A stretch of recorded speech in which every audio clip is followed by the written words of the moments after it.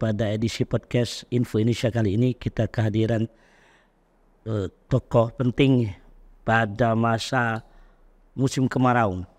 Beliau adalah Kepala Badan Penanggulangan Bencana Daerah Sumatera Selatan, Bapak Iqbal Ali Sahbana. Selamat datang Pak Iqbal. Selamat datang Pak, terima kasih atas undangannya. Ya, ini langsung saja kita Pak. Ya.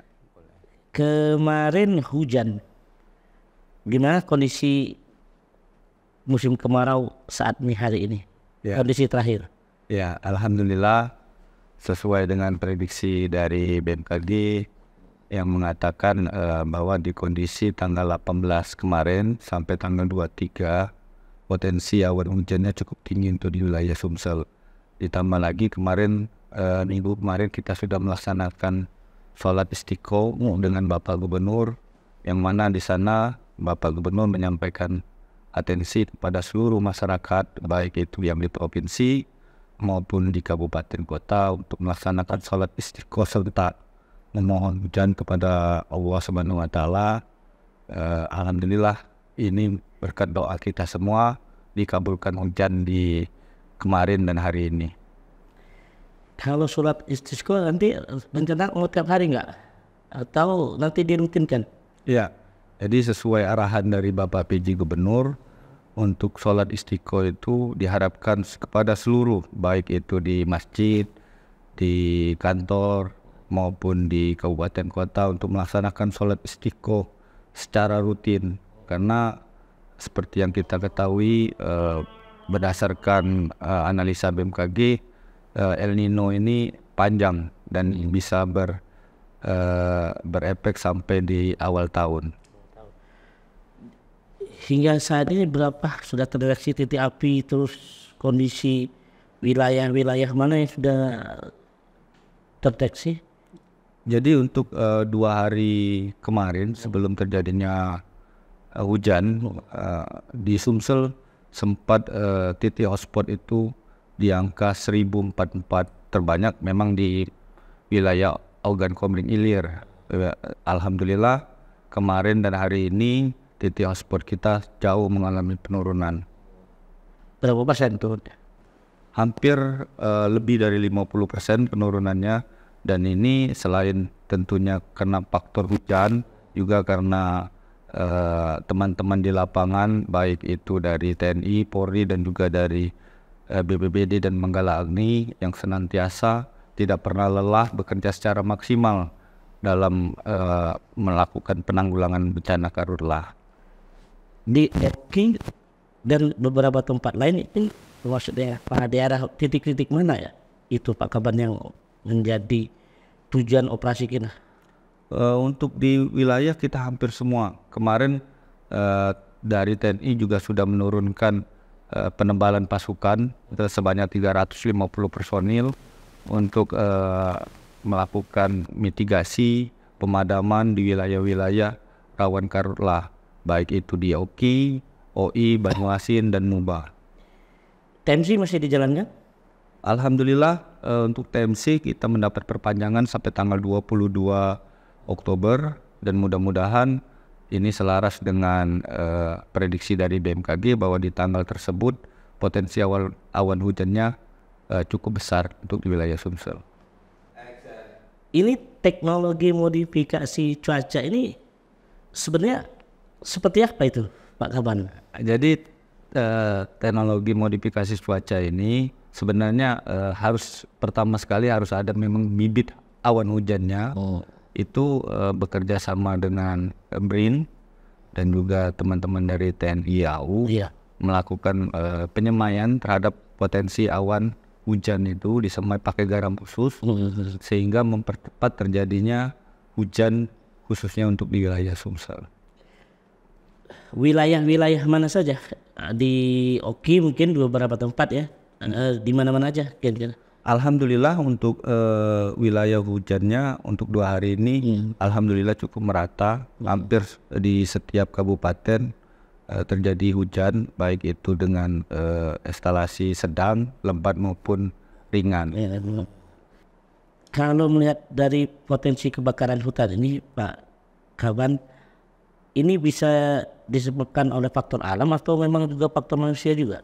Jadi untuk kebakaran yang terjadi di wilayah Sumsel ini seperti yang Pak Romli sampaikan itu bisa terjadi karena faktor alam, karena seperti yang kita ketahui efek dari El Nino ini menyebabkan di beberapa wilayah di Kabupaten di Sumsel ini hari tanpa hujannya terjadi cukup tinggi. Malah untuk di wilayah Oki itu sampai 70 hari lebih hari tanpa hujannya. Ini mengakibatkan kondisi di Kabupaten Oki itu kering. Jadi begitu ada gesekan yang terjadi itu bisa menyebabkan api.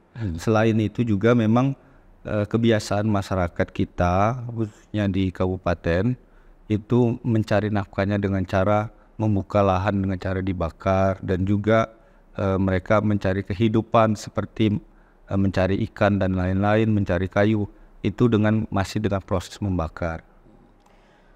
Upaya yang terus dilakukan sekarang ini seperti apa?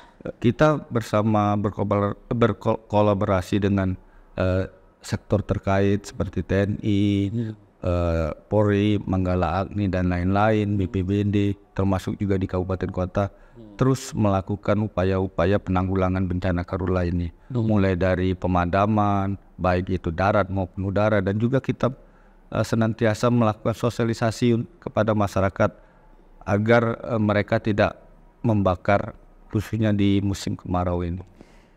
Prediksi HTH cukup tinggi, tapi ada batasan kira-kira di bulan berapa ini kondisi ini masih berlangsung? Ya, sesuai yang disampaikan oleh Kepala Koordinator BMKG bahwa efek dari El Nino ini mungkin sampai di awal tahun, tapi khusus untuk karhutla ini mudah-mudahan di akhir Oktober dan awal November nanti akan perlahan-lahan berkurang. Sejauh ini berdasarkan catatan BPBD ada nggak korban yang meninggal atau dari efek ini, kemudian juga tercatat juga nggak korban-korban kesehatan itu ada catatannya? Kalau untuk korban yang meninggal, alhamdulillah sampai sekarang kita belum mendapatkan laporan. Tapi kalau memang korbannya efek dari karhutla ini masalah pernapasan dan kesehatan atau yang biasa kita sebut ISPA itu memang terjadi di Palembang maupun di kabupaten kota. Ini kemarin asapnya katanya sampai ke luar negeri. Ada protes dari negara luar? Kemarin Kepala BNPB menyampaikan memang ada riak-riak kecil dari negara tetangga kita terkait situasi asap ini. Tapi alhamdulillah sudah bisa diatasi, dan mudah-mudahan ke depannya untuk efek dari karhutla ini bisa segera teratasi dengan baik. Bencana karhutla ini kan juga menjadi salah satu perhatian pemerintah pusat gitu ya. Nah, bahkan menjadi salah satu prioritas untuk wilayah Sumatera Selatan. Ada bantuan juga dari pemerintah pusat untuk Sumatera Selatan ini? Alhamdulillah pemerintah pusat melalui BNPB dan juga kemarin ada dari DPR RI memberikan bantuan kepada kita berupa peralatan dan juga operasional. Ini dari 1 dari 5 prioritas yang disampaikan oleh Pak PJ Gubernur Agus Fatoni adalah karhutla. Penanganan karhutla di Sumatera Selatan sendiri sebenarnya bisa digambarkan nggak seperti apa Pak Kabari? Ya, benar yang disampaikan. Begitu Pak PJ Gubernur dilantik, Pak Gubernur mendapatkan arahan dan perintah dari Pak Menteri untuk skala-skala prioritas, salah satunya masalah karhutla. Alhamdulillah untuk penanganan sendiri kita sudah secara maksimal di Sumatera Selatan ini, baik dari rekan-rekan pemerintah provinsi maupun TNI, Polri dan lain-lain. Sudah maksimal ya sekarang ya? Sudah maksimal. Cuman memang ada keterbatasan masalah ketersediaan air. Ketersediaan air. Itu salah satu kendala, air. Kendala lain ada nggak, SDM atau apa? Kalau SDM alhamdulillah seperti yang saya sampaikan tadi, kita mendapat support penuh dari teman-teman TNI, Polri dan juga Manggala Agni. Kemarin TNI sudah mengirim personil 350 personil untuk disebar di beberapa kabupaten rawan karhutlah. Cuman memang tadi masalah air yang terjadi karena HTH-nya hari tanpa hujannya cukup lama. Air untuk melakukan pemadaman baik itu melalui darat maupun udara itu menjadi penghambat.